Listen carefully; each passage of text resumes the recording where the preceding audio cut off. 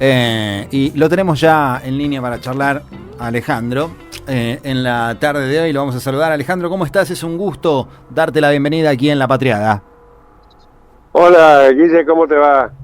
¿Cómo es esto de la comunidad afrodescendiente en Salta y en esta región? Contanos qué se sabe y qué es lo que venís de algún modo militando.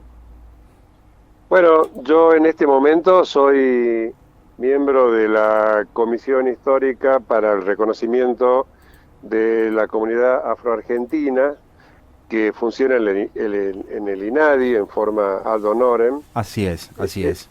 Somos 10 integrantes de todo el país, también estoy en el Consejo Federal. Hemos tenido una reunión en noviembre del año pasado en Santa Fe, en Entre Ríos. Uh-huh. Y las conclusiones de ese encuentro, que no solamente fue integrado por nosotros, sino que también hemos invitado a las asociaciones reconocidas de todo el país. Hemos hecho 3 mesas de discusión y las conclusiones están ahora ya para imprimirse. Las vamos a presentar en Tucumán, en Tafí Viejo, el 7 y 8 de noviembre, y ahí eso va a servir como una pauta de políticas públicas para ofrecérsela a los distintos organismos nacionales, provinciales y municipales. En relación a Salta, Uh-huh. en realidad en el país hay varias organizaciones afroargentinas que están siendo reconocidas, otra también de migrantes, como los senegaleses, por ejemplo. En Salta hay Sí, una asociación de es senegaleses. cierto, sí. En Tucumán también, yo estuve en un encuentro hace poquito en el Cerro San Javier ahí, dando una conferencia para ellos.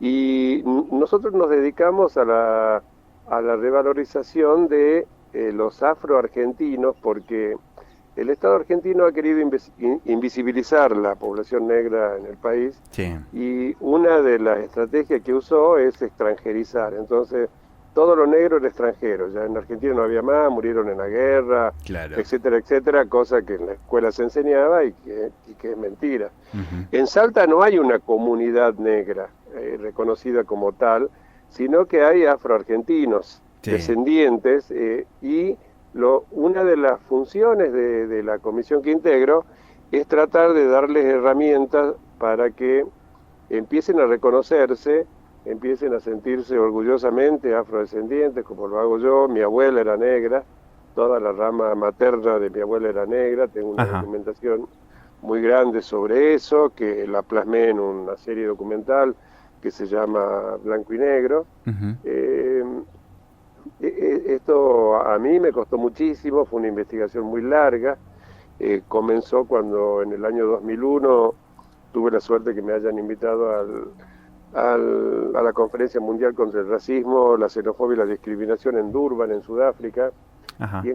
y encontrarme ahí con otros afrodescendientes de Brasil, de Colombia, de Cuba, del propio Estados Unidos, que tenían exactamente los mismos problemas Mira vos. que yo en buscar documentación, o sea, Claro. de muchas familias que si habían perdido el fenotipo como yo, bueno, pasemos como blanco y listo, y no reconozcamos nuestros ancestros. En el caso mío, por ejemplo, porque son mi familia materna, son los Ovejero Paz. Uh-huh. Ellos los trajeron esclavizados desde África, seres humanos libres, secuestrados y esclavizados en América, Claro. porque también hay ese concepto de, fueron a traer esclavos. Los esclavos no existían, existían hombres libres que fueron secuestrados y luego esclavizados. Sí, exacto. Entonces, bueno, no era muy gracioso que, dado el racismo imperante en nuestro país hasta el día de hoy, la gente salga a decir: sí, yo soy negro y además descendiente de esclavos. Sí, sí, sí. Entonces, si vos podías Sí. blanquearte, lo pongamos entre comillas, Uh-huh. este, mi familia, por ejemplo, una de las estrategias que utilizó fue la educación. Entonces todos fueron, obtenían títulos universitarios de distinta índole. Uno de mis tíos llegó a ser el presidente del Consejo de Educación acá en Salta. Entonces, esa estrategia hizo que también haya un ocultamiento de los orígenes negros. A mí me costó muchísimo conseguir las fotos familiares hasta que sucedió el fallecimiento de una tía y otro tío, Patricio, que mañana me voy a encontrar con él, heredó esa foto y él sí se reconoce orgullosamente, es más, sale en mi documental, y con eso obtuvimos ese caudal de documentación para poder encarar la serie Blanco y Negro. Ahora, Ale, perdón que te interrumpa, digo, hay muchos casos, estoy pensándolo bien cercano al ejemplo que me decís. Hay mucha gente que por ahí no se plantea esto, ¿no? Decir, bueno, se blanquizaron un poco porque así fue dispuesto en la Argentina, por estos impedimentos en la documentación y demás.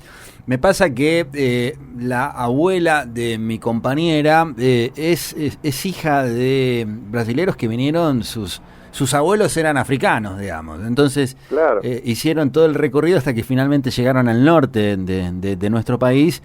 Y lo cuentan como una cuestión que, bueno, sí, ciertamente fortuita, digamos, no hay como una especie de registro o de querer encontrar esa documentación. Es como, vamos a decir, una cosa que se dio porque la vida, digamos, ¿no? Y por ahí no se le da el vigor que eso tiene y, por supuesto, la reparación histórica que eso conlleva. Claro. Bueno, justamente esa es una de mis tareas. Yo el preámbulo personal que te hice es para decir que en muchos casos, gente que acá en Salta vio mi serie documental, empezó, pero mi abuela era negra también.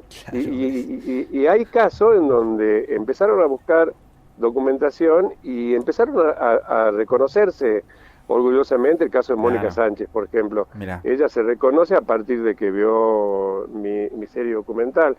Y hay otros casos así, y otros casos que dicen, no, ¿y dónde voy a conseguir? ¿Yo cómo sé? Yo creo que sí, pero no sabría. Bueno, una de las tareas que estamos tratando de impulsar con la comisión es tratar de generar acciones concretas para darles herramientas que sirvan a la gente para que se reconozca, digamos. Claro. ¿De qué me sirve a mí reconocerme como negro si solamente voy a recibir discriminación? Claro, claro. Por ejemplo, hay un caso concreto de una persona que conozco que yo le vi el fenotipo y le dije, pero vos sos afrodescendiente, le digo, vos sos afroargentina. No, yo soy de pueblo originario, porque nací cerca de La Poma. Y hablando decía, sí, pero los pueblos originarios no son rudos, no tienen esos labios. Claro. No tienen, y ella me decía, no, nosotros somos indígenas, qué sé yo. Y después, en privado y en intimidad, digamos, en una charla íntima, me dice, no, lo que pasa es que a mí no me conviene reconocerme negra porque estoy en una función pública, claro.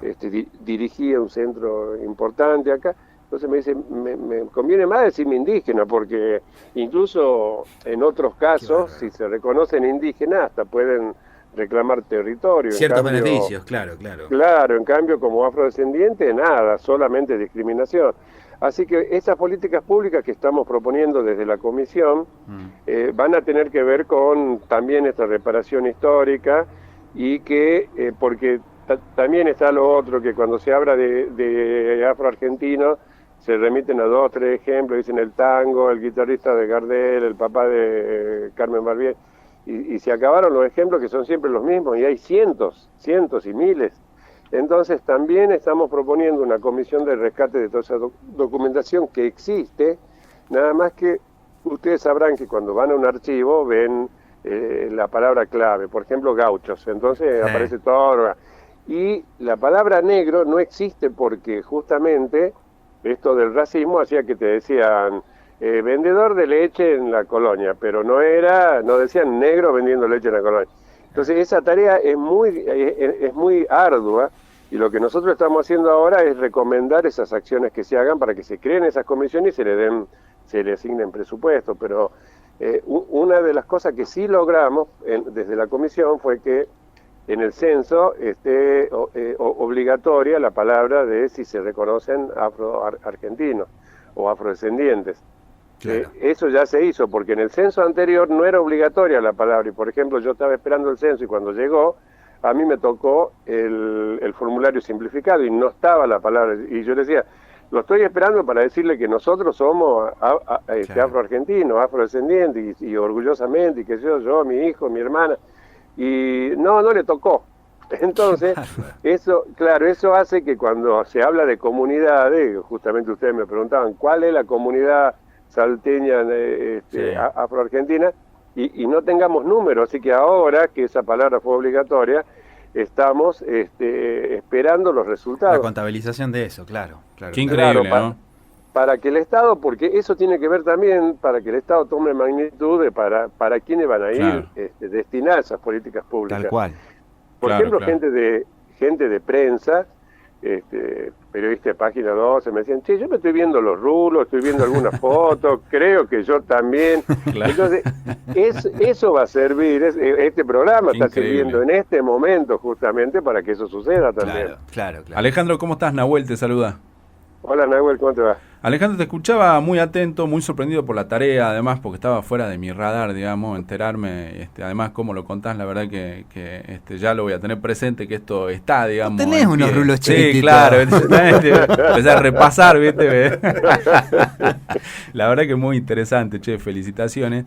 Pero Muchas pensaba en esto que vos contabas de tu historia personal, digamos, y de la estrategia para salir de esta neutralización, digamos, ¿no es cierto?, como comunidad, que usaron Sí, la educación pública, ¿no es cierto? sí. Y un poco charlando de la actualidad, ¿no? Y hoy que estamos hablando de que la cuestión democrática está en peligro y en ese sentido todos esos derechos adquiridos, digamos, que vienen de la mano, como por ejemplo acceder a la educación, ¿no es cierto? Que tan importante Claro. puede llegar a ser que, bueno, permitió cosas como la que pasaron, que vos contás en tu familia. ¿Cómo estás viviendo Sí. el momento actual que está pasando político, Alejandro? Bueno, con mucha preocupación, por supuesto, repudiando todo este acto de barbarie que fue el atentado contra Cristina, eh, que aparentemente es un hecho solitario, digamos, no organizado por un grupo, pero lo mismo es de una gravedad extrema porque Mm. esa violencia se desencadena por algún motivo, digamos, Sí. esa persona no es que se le ocurrió de un día para el otro ir a matar a Cristina. Y la intención fue claramente de matarla, Mm. porque también Cristina representa una serie de políticas públicas Mm, que sería muy largo enumerar y ustedes las deben conocer, Sí. que impactaron en gran parte de la población positivamente y en otro lado negativamente, porque obviamente se quedaban sin la dominación sobre un gran sector de la sociedad, así que es un hecho gravísimo. Ahí estaba viendo cómo se desarrollan ahora las sesiones en las cámaras para ver cómo sale sí. este repudio que debería ser absoluto, digamos. Ujú. Así que En el mundo de la realización audiovisual, este periodo del kirchnerismo, Néstor y Cristina, tuvo un valor especial, ¿no? En esto de sí, abrirle las puertas al juego grande de las realizaciones a muchas mujeres y hombres de la Argentina que probablemente por no estar en el centro del país no tenían las posibilidades que hoy sí tienen o que sí tuvieron en algún momento durante ese periodo. Y a veces exacto. pasa de largo eso, ¿no? Y es sumamente importante destacarlo. Sí, hay una primavera audiovisual en el periodo del 2010 al 2016, Ujú. en donde se generan los concursos de la TDA, en Ponele, donde estaba claro. el INCA incluido, pero también universidades, ministerios, etcétera, Ujú. en donde se le da la posibilidad a regiones, se divide el país en regiones. Salta es la región no, en donde 5 provincias la integraban, y para que se produzcan series unitarios de documentales en las provincias, series de ficciones, series de documentales, y ahí empiezan a firmar toda una cantidad de realizadores que no lo hubieran podido hacer de otra manera, porque en Salta habían 3 o 4 realizadores solamente que estábamos trabajando a nivel nacional, que era Claro. Lucrecia Martel, Rodrigo Moscoso y yo, que habíamos ganado premio nacional, y no sé si se me escapa alguno más, Sí. pero los concursos federales le abrieron la puerta a muchos, y Salta tuvo una actuación muy destacada ahí, Ujú. Mariano Rosa, de gente que nunca había accedido a la realización, como Sí. Carolina Grillo, que venía de la fotografía, Andrea Rico, Jesús Valdés, bueno, un montón Claro, de claro. gente empezó a filmar con buenos presupuestos, con distribuciones nacionales, y eso sucedió, lo que pasó acá se replicó en todo el país, y hay cientos de horas de serie, y más, tanta cantidad de horas que todavía no se pasaron en la televisión en su totalidad. El caso mío de la serie Blanco y Negro se pasó desde un canal de Córdoba a todo el país, pero todavía no está en la plataforma Contar, y ahora con con esta revalorización que estamos haciendo desde la comisión, me llamaron hace poquito para decirme que es muy posible que se pase ahora en la plataforma Contar, pero la filmé en el año 2014, entonces recién ahora va a ir a la tele. 8 años después. Yo les hablaba a la gente del Inca, le dije, qué raro, ¿no? Que justo una serie que hablaba de negro es la que no se pasaba, y pasaban otras que yo veía y decía, pero ¿y esto? ¿Por qué? Yo estoy a favor que se pase todo, digamos, sí. Porque esas son producciones que el Estado argentino ya las pagó, ya invirtió. Sí, sí. Entonces, es una contradicción muy grande que no se hayan todavía emitido todas al aire. Y con cero costo encima, casi. Con cero costo, claro, porque a mí porque cuando a mí me dieron el premio incluía que eso era un adelanto de los pases televisivos y que el Inca tenía la exclusividad de mostrarlo. Entonces yo le decía al presidente del Inca, tuve una charla telefónica y le decía, porque para vos es cero costo, yo no te voy a cobrar un centavo por eso, porque ya me lo pagaste, ya toda la gente que participó ya cobró, y mediante los sindicatos y con contratos en blanco, o sea que lo único que falta es que esa gente se pueda ver. Y en el caso de Ana Gloria Moya, que es una gran escritora que sale también con sus problemas para reconocerse afroargentina, que su madre misma se lo negaba, ya murió. Entonces, bueno, ella no tuvo la satisfacción de verse al aire. O sea, yo obviamente le mostré el material y todo eso, pero no es lo mismo sentarse a verlo en la televisión. No, claro. Sí. Bueno, Ale, te vamos a agradecer mucho este tiempo para destinarlo a esta charla con nosotros. Siempre es un gustazo escucharte, la verdad que es así. Te mando un caluroso abrazo. Bueno, un abrazo para ustedes también, y los veo de vez en cuando en la tele, así que... Ahí está. Algún ruido armado. Saludo grande, sí. Gracias, te mandamos un abrazo, gracias. Chao. Gracias. Hasta luego. Ahí está, la palabra de Alejandro Arros. FM La Patriada Salta. Estamos donde estás.